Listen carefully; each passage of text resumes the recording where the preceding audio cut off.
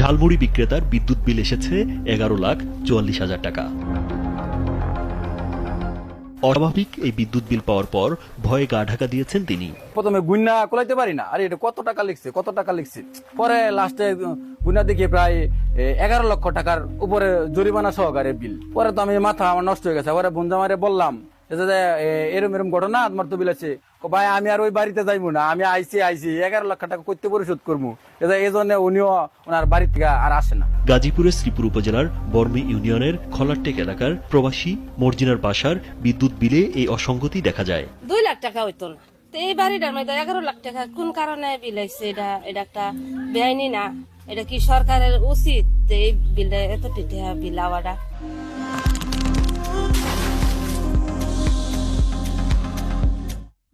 এ ঘটনায় পল্লী বিদ্যুৎ কর্তৃপক্ষের দায়িত্বহীনতা নিয়ে প্রশ্ন তুলেছেন এলাকাবাসী। তারা জানান, ভুতুড়ে বিল, অনিয়ম, দুর্নীতি পল্লী বিদ্যুতের নিয়মিত কাজ হয়ে দাঁড়িয়েছে। আইসা দিন আর সত্ত্বেও এত টাকা বিল, কিন্তু এটা একদম গরিব মানুষ ঝালমুড়ি বিক্রি করে, কিন্তু এত টাকা বিল কথা না। কিন্তু এটা যেভাবে করছে তারা বিল, এটা যারা কম্পিউটার ইউজ করছে তাদের তো বিবেক বিবেচনা করার দরকার ছিল যে এত টাকা বিল ভুল হইতে পারে, গেলে এত ভুল হইব কিভাবে? স্থানীয়রা জানান, মর্জিনা কয়েক বছর ধরে প্রবাসে থাকেন। তার স্বামী আব্দুল মান্নান শ্রীপুর রেলওয়ে স্টেশনে ঝালমুড়ি বিক্রি করেন। তার বাসায় একটি ফ্রিজ, 2টি ফ্যান ও একটি ছোট মোটর ব্যবহার করেন। এর আগে নিয়মিত 700 থেকে 800 টাকা বিল আসতো। হঠাৎ করেই চলতি মাসে 11,44,000 টাকা বিল আসছে।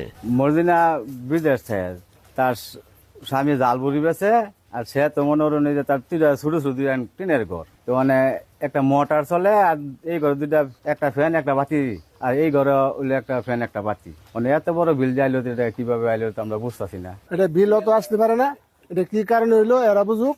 বিল সর্বোচ্চ 700 বা 1,000 টাকা আসতে পারে, এর উপরে আসতে পারে না কোনো অবস্থাতেই। আড়ি ঝালমুড়ি বেছে এবার যদি বিল দিতে 1,700,000 কতটা বিল আইছে, তো বিলটা করতে দিবে না, বাড়ি বেচা ছাড়বো না, বাড়ি বেচা হইব না। ভুক্তভোগী আব্দুল মান্নানের মেয়ে সুমাইয়া জানান, আগে তাদের অল্প টাকা বিল আসতো, এই মাসে অনেক টাকা বিল আসছে।